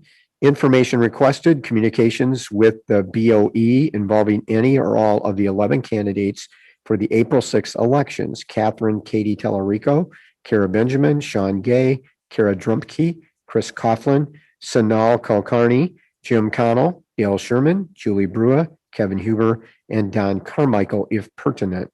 Response for clarification of the request: I'm interested in communications sent to D128 as comment, public or otherwise, on board agenda items from June 1, 2020 to the present time, either directly from current BOE candidates or signed by those candidates: Dale Sherman, Jimmy Connell, Katie Tellerico, Sean Gay, Julie Brua, Kara Benjamin, Sanal Kulkarni, Chris Coughlin, and Kara Drumpke. Follow-up was done by Bryant Kelly. Extension request letter was sent on 2/17/21, and the extension response deadline was 2/24/21. Request was fulfilled and response sent on 2/24/21. The second request was received on 3/9/21. Response deadline was 3/16/21. The requester was Jairo Gomez, research analyst, Chicagoland Laborers District Council. Information requested: copy of the bid results as read from the bid opening on 3/8/21 at 1 p.m. for the asphalt pavement and concrete sidewalk repairs at Libertyville High School, multiple locations on site. Follow-up was done by Dan Stanley and Mark Koopman, and the request was fulfilled and a response was sent on 3/12/21. Third request, FOIA request was received on 3/9/21. Response deadline was 3/16/21. Requester, Jairo Gomez, Research Analyst, Chicago Land Laborers District Council. Information requested, copy of the bid results as read for the bid opening on 3/8/21 at 1 p.m. for parking lot repaving at Vernon Hills High School. Follow-up was Dan Stanley and Mark Koopman. Request was fulfilled and response sent on 3/12/21. And the final request for this month was received on 3/9/21. Response deadline 3/16/21. Requester Seamus Quinn, construction analyst, Lake and McHenry counties, Indiana, Illinois, and Iowa Foundation for Fair Contracting. Information requested, copies of the bid tabulations from the asphalt pavement and concrete sidewalk repairs at Libertyville High School parking lot slash parking lot repaving at Vernon Hills High School projects, bid out on 3/18/21. Follow-up was done by Dan Stanley and Mark Koopman, and the request was fulfilled and a response was sent on 3/12/21. And Pat, that concludes the superintendent's report. Okay, thanks very much. Next, the consent vote agenda. We reviewed this last week. So could I ask for a motion to approve the consent vote agenda as listed? So moved. Yeah, all right, let's just finish this. Okay, is there a second? Second. Any further discussion? All right, roll call, please. Grudy, Aye. Hessel, Aye. Huber, Aye. Lundstedt, Aye. Rooney, Aye. Batson, Aye. Carmichael. Aye. All right, motion carries. And to students, any of you guys that need to sign off, feel free. You're welcome to stay, but if you've got other work to do, feel free to sign off. Okay, next, Program and Personnel Committee Chairperson Batson. Thank you, Dr. Grudy. First up on the agenda is the board policy. This is the second reading and adoption of policy 7:12, racial equity, diversity, and inclusion under the category of students. This is a new policy. So if we can have a motion and a second. I move to adopt board policy 712 concerning racial equity, diversity, and inclusion. Second. Okay, any comments or further discussion? This has been discussed I'd just at like to say the multiple meetings. process was amazing. And if Rita could take just a moment to give a clearer timeline about when it was presented first and then how long it took to get there and how many meetings went on, how many people were involved. Sure. Yeah, good point. Yes, I'd be happy to. Thank you. We formed a large committee to review the possibility of adopting this in February and met multiple times over the month of February, both in large group settings and in small group settings. The number of participants were over. I'm going to look it up.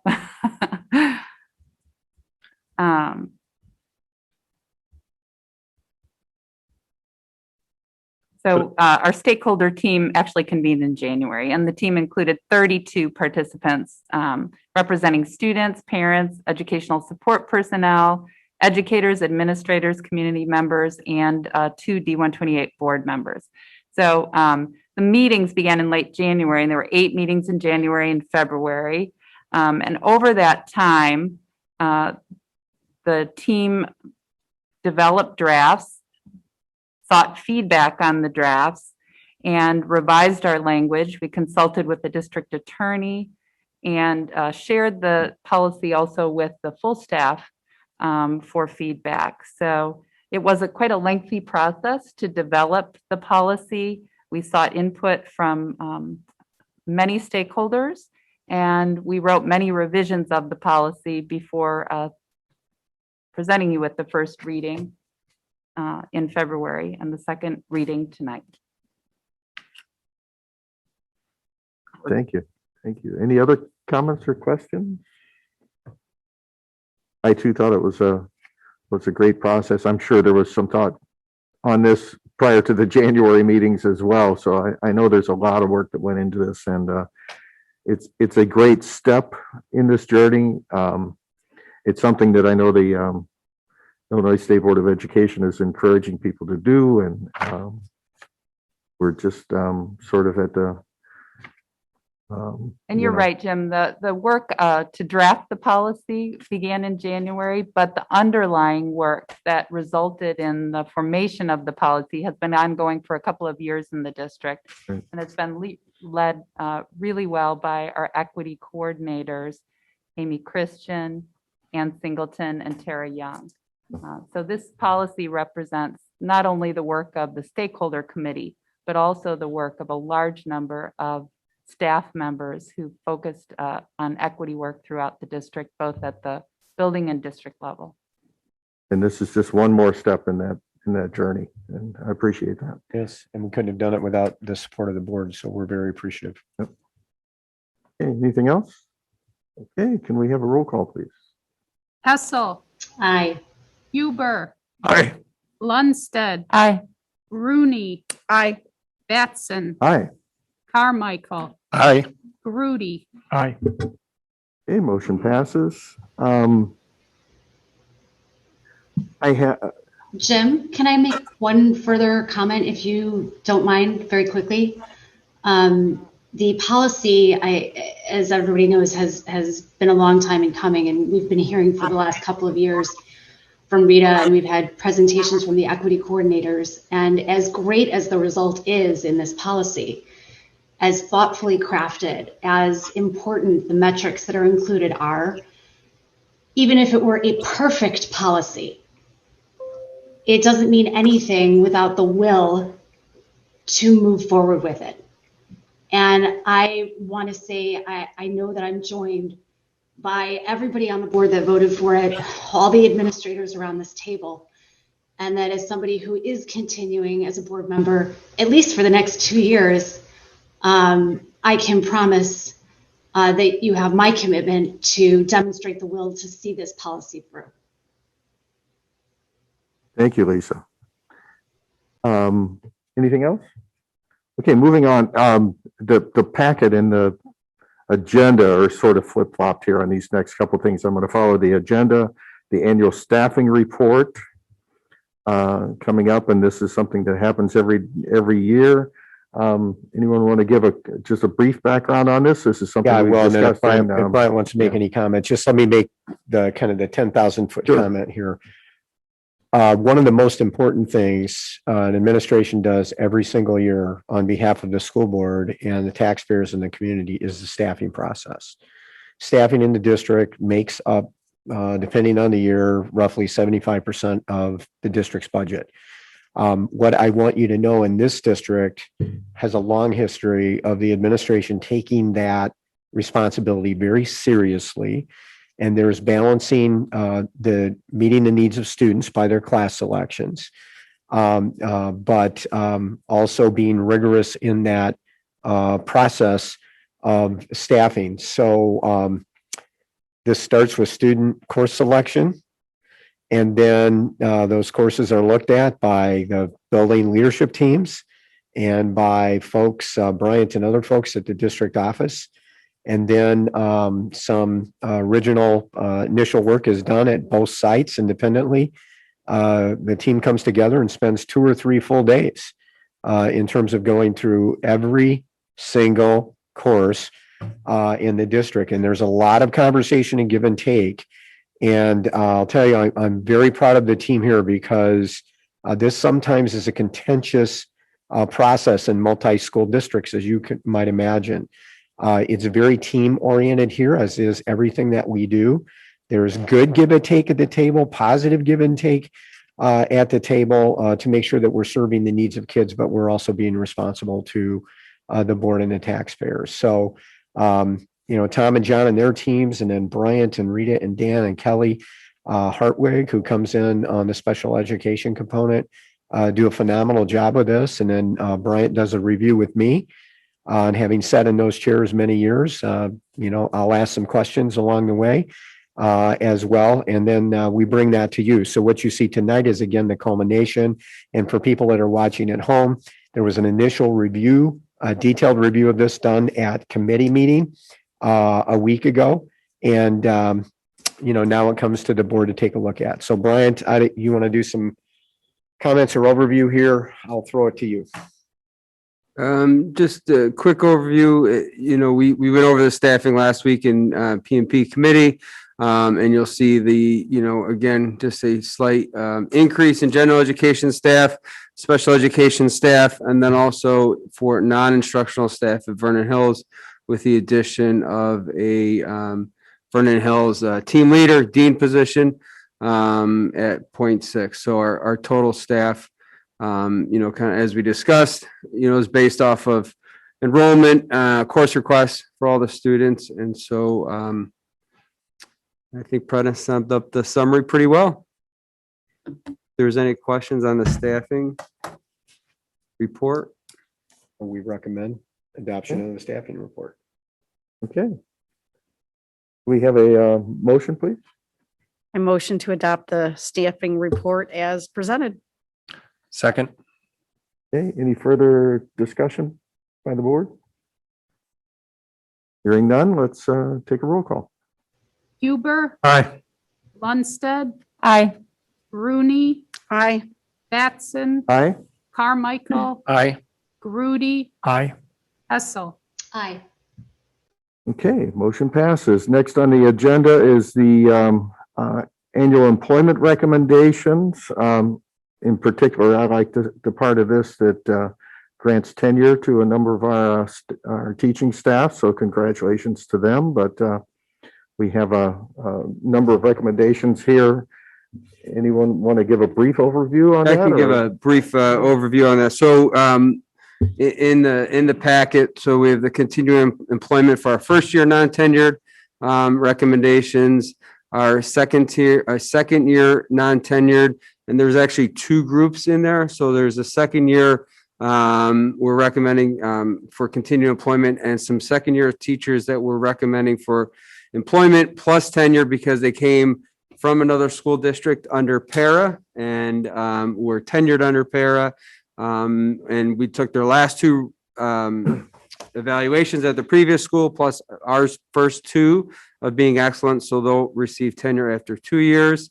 And then we have our third year non-tenured that we're going to recommend for reemployment and place on tenure. And then our fourth year teacher that we are recommending to place on tenure. And then there's the honorable dismissal of a non-tenured full-time faculty. So we have a full-time faculty member that will be going part-time next year. And so you have to take formal action on that when they're non-tenured, if they drop down below 1.0 FTE.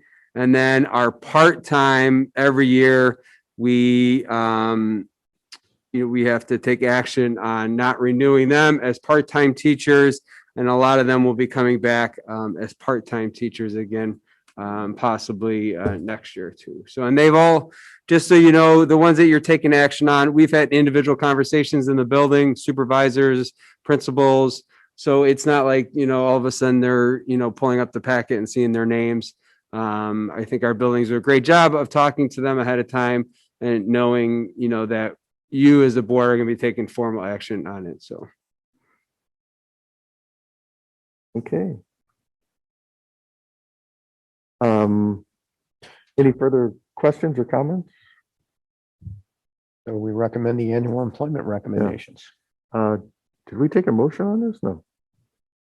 Yes. Yes. Yeah, we did. Yeah. Okay. I thought we did. Did we take a motion already? Yeah, did we? No.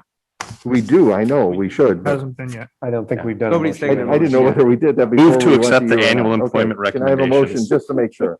John moved. I just made the motion. Second. Okay. Any further comments by the board members? Okay, roll call, please. Lundstedt. Aye. Rooney. Aye. Batson. Aye. Carmichael. Aye. Grudy. Aye. Hessel. Aye. Huber. Aye.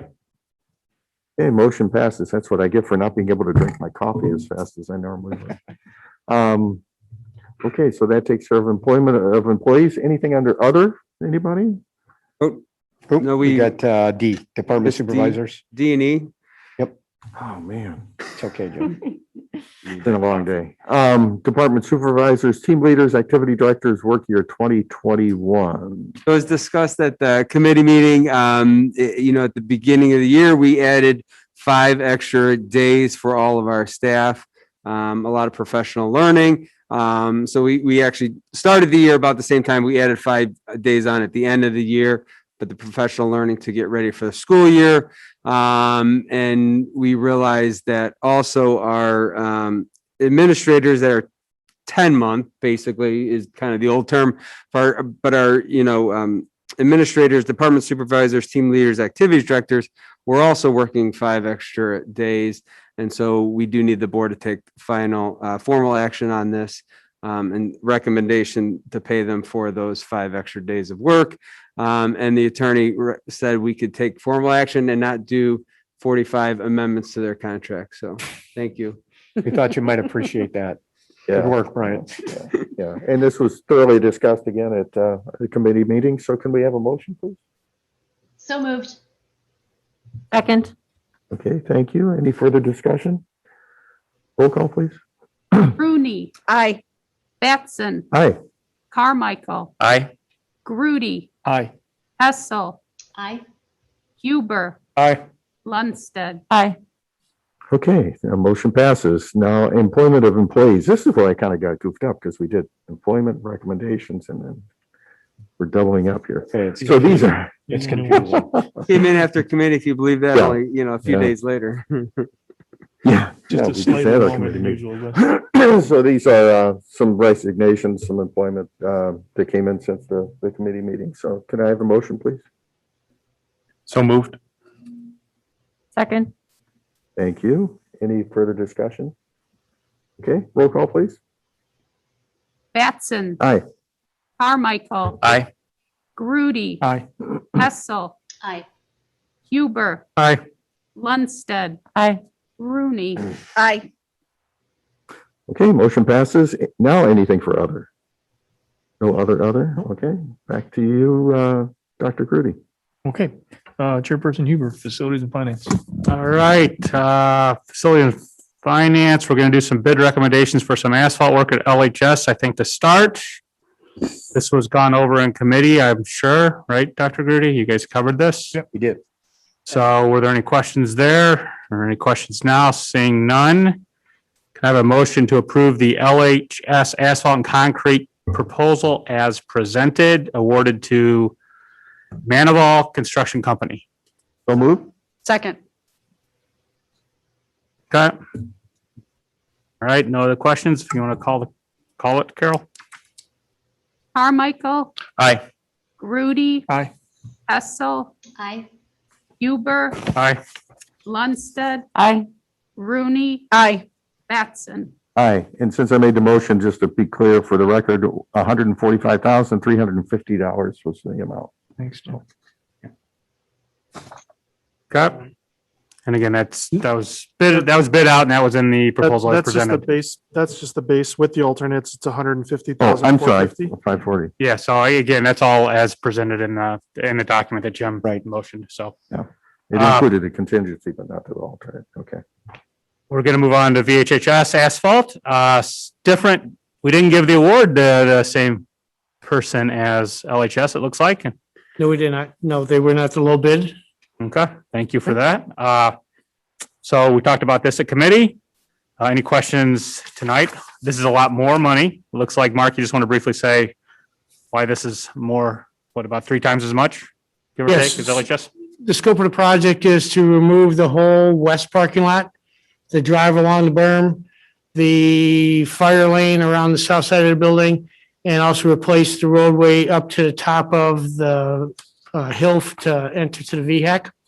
So we'll be removing the whole asphalt surface down to the base. We also have some areas of concern. We did corings and we are have some areas where we only have approximately 5 inches of gravel underneath, which normally you run at 12 inches of gravel.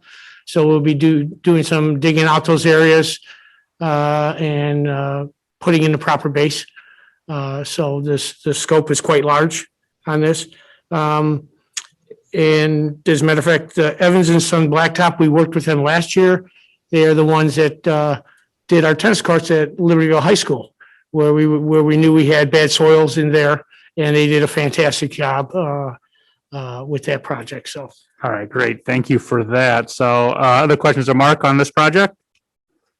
All right, seeing none, may I have a motion to approve the asphalt or repaving and asphalt work at VHHS with Evans and Son Blacktop and the bid as presented. And again, as Jim pointed out, that has a lot of different options to that. So it's in the one-page document. So I make a motion to approve the bid to Evans and Son Blacktop for a total of $711,021, including alternates 1, 2, and 3. thank you, Jim. Second on that, please. So moved. Second. All right. What did we say again? Be done. All right, Lisa Beadham. All right, so the questions on that one? All right, Carol? Grudy, Aye. Hessel, Aye. Huber, Aye. Lundstedt, Aye. Rooney, Aye. Batson, Aye. Carmichael. Aye. All right, thank you. So the next, at least 2 items, is it 3 maybe, that relate to the field house or the stuff we need to buy? Mark referenced it earlier on in tonight's meeting. Starting with, let's talk a little bit about the steel beams, I think. Yeah, the metal decking for the field house, if you recall, at our meeting a week ago, Mark got a call on the way over that there is potentially a supply issue of getting that steel. And since then, we've gotten confirmed that that is an issue. And so one of the things we need to add in is this metal decking. However, this one is a little tricky. You know, there are rules for how much we can just go out and buy something for. There's bidding laws that we have to comply with, and we take those very seriously. So the HVAC equipment you're going to see from Mark is nationally bid contracts that comply with Illinois law for bidding. That's all. So these contracts have already been bid for this equipment.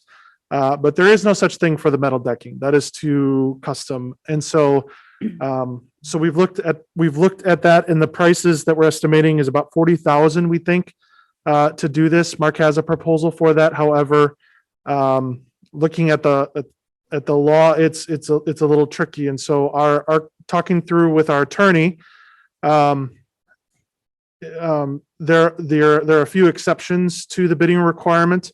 One of them is if you're doing a project that's under 50,000. So this project is not under 50,000, right? This is a $7 to $8 million project. However, with this being under 50, and the reason why we're looking to do this. So, you know, we're looking to do this emergency resolution only for this one component of this project. And it's not because we're trying to avoid bidding for it. The reason is because we're facing a serious issue that if we do not acquire this and order this right away, we could corrupt the entire project and be stuck without it, because you need the metal decking before you can put the roof on. And so he felt very comfortable with this. You potentially could have somebody come in and say, "Hey, why didn't you bid this out?" And I think we have a very strong argument that we need to order this as soon as possible to get this in, to allow us to do this project. And so this is a similar resolution to what we did when we had the lead remediation at LHS for the gym. This is a little bit different in terms of it's a little bit different scope, because it's obviously not related to lead, but it is still emergency in the sense that we need this field house to be ready to be used.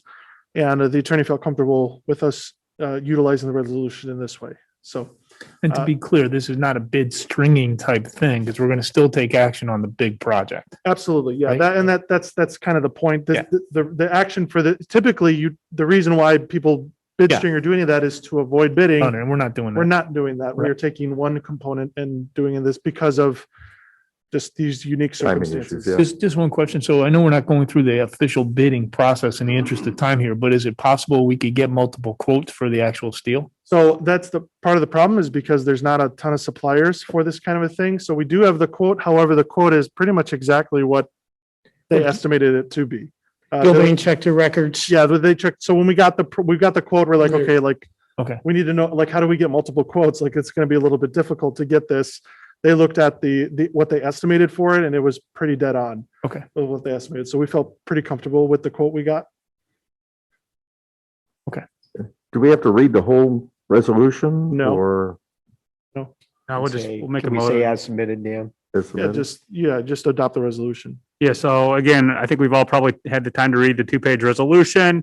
It's for decking not to exceed $45,000. That number is still good? We think it's going to be 40, but we Okay, want so to. not to exceed 40 in the resolution. So may I have a motion to approve the resolution approving emergency contracts for Libertyville High School Fieldhouse metal decking replacement? One as clarification, the resolution is 45. We think it's actually going to be 40, just to not to exceed 45 in the resolution as presented. Yeah. So moved. All right, Casey, can I have a second? Yeah. And just to clarify one other point, if this was by itself, we wouldn't have to bid it out anyway. Correct, but technically all we're buying is literally the metal decking, not even installing Yeah, it. So the installation of the metal decking is being bid, like it's just getting this hunk of metal. Okay. All right, Carol, you have the maker of the motion, the second? Jim Casey. Yep. Okay, great. Other questions on this one? Again, thanks for the transparency. Dan, I'm very clear. It was approved by our attorney that we could do this under the emergency procurement. So for this piece. All right, Carol? Hessel. Aye. Huber. Aye. Lundstedt. Aye. Rooney. Aye. Batson. Aye. Carmichael. Aye. Grudy. Aye. Okay, so that one passes. Now we're moving on to some train equipment proposal. Mark, you want to quickly go over this? Okay, as we discussed in committee, to keep with our project schedule, we need to pre-purchase our HVAC equipment for the field house renovation project. The equipment consists of 8 rooftop units, approximately 10 tons in size. There's a couple that are a couple smaller, and 2 larger units up to 30 tons. So this is all, we've gone through the process. We're using our co-op purchasing through Sourcewell and contract pricing with Train. The proposal for the equipment to be delivered, and then we will, obviously, we'll have a contractor in the bid process. They will be installing it on our behalf. The proposal is for $468,056.86. Ask the board to make a motion to approve this purchase. Any questions on this? This is solely the equipment for, right? This is not the. Solely the HVAC equipment for the Libertyville Fieldhouse renovation project. Install is part of the bid. Install is. Will be part of the bid. Will be part of the bid process. This is just getting the materials. Right. Okay. All right, may I have a motion to approve the train proposal for the LHS Fieldhouse equipment as presented? So moved. I heard Don. Don, thank you. Can I have a second? Second. I heard Lisa. All right. Other questions on that one? No, could I just make sure when we do actually bid out or bring the full project to the board, just make sure these amounts are somehow included in that discussion so it's clear we're actually authorizing the full value of that project. All right, in the interest of transparency, I just want to make sure it's clear to everybody in the public if, especially this is almost $500,000. If we're talking about $7.5 million in the next go around, make sure we include this. It's an $8 million project. Does that make sense? So what will happen in April is you'll have the bids to approve, and then I'll have an updated total project cost. Yeah. That'll be Okay. associated with That's that. great. Okay, Carol? Huber. Aye. Lundstedt. Aye. Rooney. Aye. Batson. Aye. Carmichael. Aye. Rudy. Aye. Hessel. Aye. All right, thank you. Now we have some ventilation equipment, Mark, for about 114, 169.26. Just 1 minute. What's this? We have our 2021 summer HVAC upgrades at Libertyville High School. This is for 15 different areas of the building where we need to upgrade our equipment. Some of the areas we need to bring in fresh air that presently don't have outside air supply. And some of the equipment is older equipment. So as part of our project, in order to meet our deadline and have the equipment here on time to be installed and completed before school starts, we need to pre-purchase ahead of time. So asking the board, this is again a Sourcewell contract with Train to purchase the equipment. To purchase this equipment for in the amount of $114,169.26 for our 2021 summer HVAC upgrades at Libertyville High School. Questions on this? Again, this is completely separate from the field house. So the two previous things we talked about. Correct. All right, seeing none, may I have a motion to approve the Train proposal for the LHS ventilation equipment as presented? So moved. Second. Thank you. Questions? Okay, Carol? Lundstedt. Aye. Rooney. Aye. Batson. Aye. Carmichael. Aye. Grudy. Aye. Hessel. Aye. Huber. Aye. Okay, the final item on the F&F agenda is disposal of a lot of obsolete technology. This is one of our longer lists.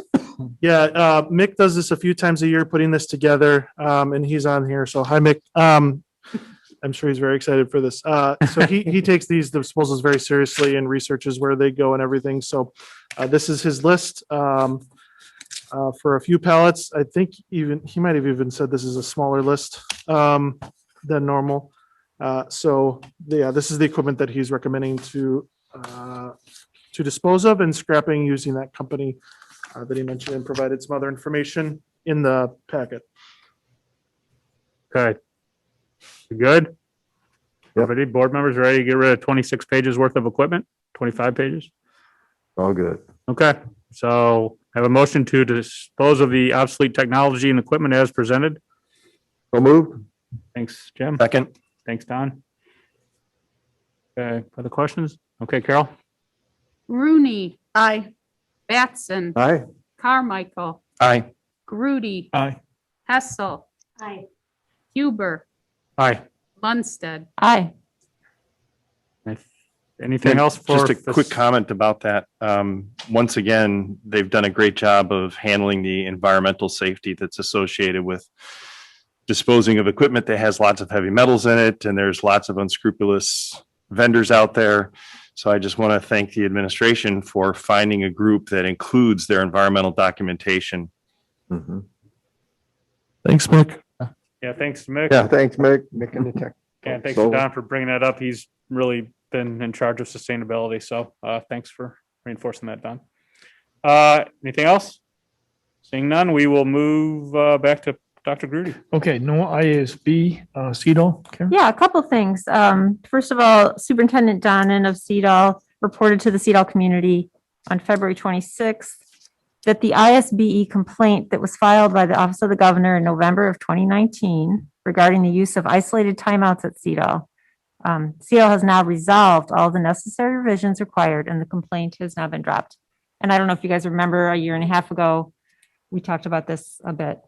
So I just wanted you to know that now has been all resolved and they're moving forward. Another exciting thing today, CEDAW began in-person learning 5 days per week. A remote option is still available. And this has a lot of different kind of challenges in that the CEDAW staff works so physically closely with many of their students that they have to address that with a lot of different kinds of PPE. And so it was a challenge to get to this place, but they're very excited to be beginning that today. Also, big news at the March 3rd governing board meeting was that Superintendent Valerie Donnan's contract was approved for 4 years, beginning on July 1st, 2021 through June 30th, 2025. I have the specifics of that contract if you'd like them, or I can move on. We can move on. Just lastly, I just found this to be interesting. Or excuse me, a couple more things. CEDAW is asking all staff and students to quarantine for 14 days if they have chosen to travel internationally or have failed to follow the 3W protocols while traveling domestically over spring break. They're just really making a plea for and asking those people that do travel in those circumstances to quarantine for 14 days with the understanding that remote work may not be available to staff who are quarantining due to travel.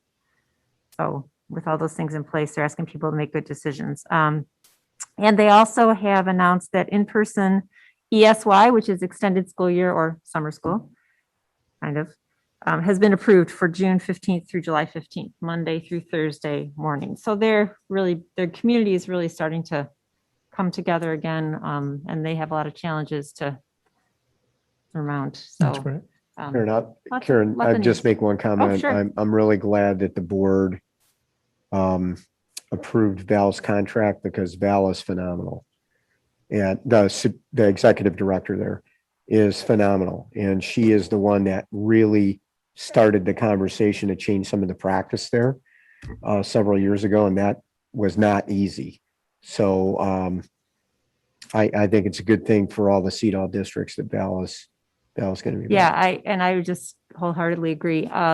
Some of those meetings in the fall of 2019 and into the winter of 2020, pre-COVID, were just brutal. And she had just come on, and there were some changes that she was trying to bring in that were important changes to be made, but were very different than the culture had been for a long, long time. And so she really persevered. And I think in some ways, COVID and removing everyone from the building actually gave them a chance to reboot and heal in ways maybe they wouldn't have been able to. So good point. You know, sometimes we're seeing some good things that come from this horrible pandemic. And I think she might agree that gave a little bit of space for some of those things to work themselves forward. So yes, you're absolutely right. Having Great attended mess. one of those meetings, I recall how challenging it Yes. was, and to say she weathered the storm would not be an understatement. Right. Yeah, well, always with grace Yeah. and a positive Exactly. demeanor. So And I want to make one other comment. So, Karen, I want to say a special thanks to you. So during your 12 years on the board, I think you may have been our CEDAW rep for 12 of those. yeah, I think Marcia was right. Yeah, maybe Was she? 10. A fair number of the 12 years. So in addition to all of her normal board responsibilities, you know, Karen quite frequently takes the trip up to Gages Lake and in the all kinds of weather and keeps us in touch with CEDAW. So thank you for your commitment. It's a special assignment, really, Been an in a honor. lot of ways. And I certainly hope whoever follows you has the same level of commitment to it that you have over all these years. Really well. Thank you. Okay, so with that said, I'd like to ask for a motion to convene an executive session tonight. Again, this should be fairly brief.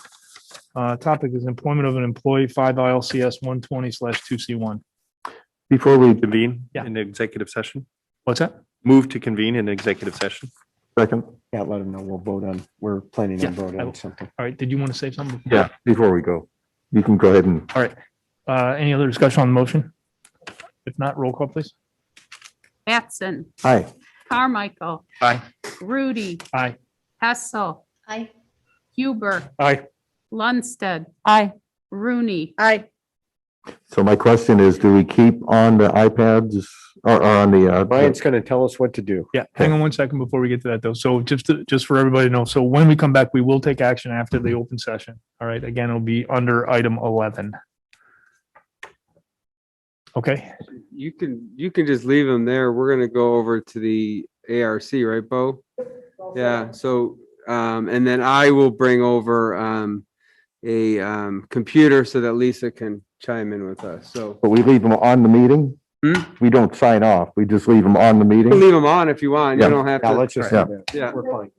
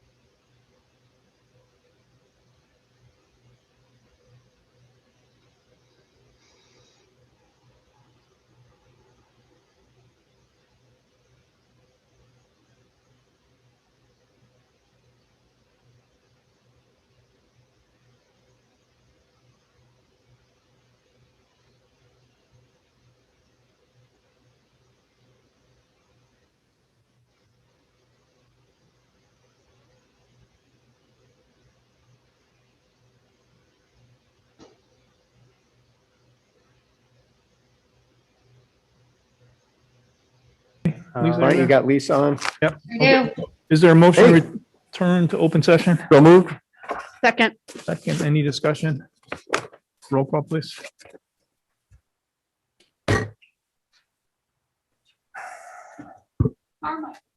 Carmichael. Aye. Grudy. Aye. Hessel. Aye. Huber. Aye. Lundstedt. Aye. Rooney. Aye. Batson. Aye. Okay. Make a recommendation and then you guys can vote on it. Yeah, all right, so I would like to ask for a motion to approve a construction manager stipend in the amount of $15,000. So moved. Second? All right, any Wanna say discussion? who it's- I'm gonna add, yeah, so For Mark Koopman. yeah, so this is actually for Mark Koopman in a way of special compensation. Over the last really 4 or 5 years, I think, Mark has really just gone above and beyond his normal roles and responsibilities. In fact, I think it was almost 5 years ago, we had anticipated hiring an incremental person to manage our large capital improvement projects. And at that time, the large capital improvement projects were the Libertyville pool and then the backfilling of the Libertyville pool with the general purpose facilities. Since that time, Mark has not only completed those projects on budget, I might add, but he's also completed the Vernon Hills Gym, the Vernon Hills STEM Lab, and the Vernon Hills classrooms, again, in addition to the Libertyville pool and the Libertyville multi-purpose facility. So, Cafeteria and And the service. and the cafeteria, thank you. And the we're dance working on- studio. And Vernon we're Hills. working on the. So I'm sure I'm forgetting some, but in any event, those responsibilities were clearly above and beyond his normal responsibilities. As a district, we probably saved $100,000, maybe even closer to $200,000. I think by now we probably would have had that person for 2 or 3 years at least. And so in light of that, excellent work done by Mark, we want to authorize this incremental stipend to say thank you to him for all of his extra hard work. Okay, anybody else want to add to that? That's just a one-time stipend, right? Fine. Yes. Yep. Great. Okay, that's it. All right, roll call, please. Rudy. Aye. Hessel. Aye. Huber. Aye. Lundstedt. Aye. Rooney. Aye. Batson. Aye. Carmichael. Aye. Motion carries. All right, there is no other than to, I'd like to just take this time to remind the public, this is our last meeting before the upcoming elections. This is a very important election, I think, for this school district. And I would just like to encourage any and all residents listening or who see this meeting tape, please go out and vote. I think it's really important that we have a high turnout. And I wish all the candidates the best of luck. Okay, having said that, is there a motion to adjourn? So moved. Second. Second, okay. Motion is second. Any discussion? If not, roll call, please. Hessel. Aye. Huber. Aye. Lundstedt. Aye. Rooney. Aye. Batson. Aye. Carmichael. Aye. Grudy. Aye. Okay, motion carries. Thanks. Good night, everybody. Night. Aye.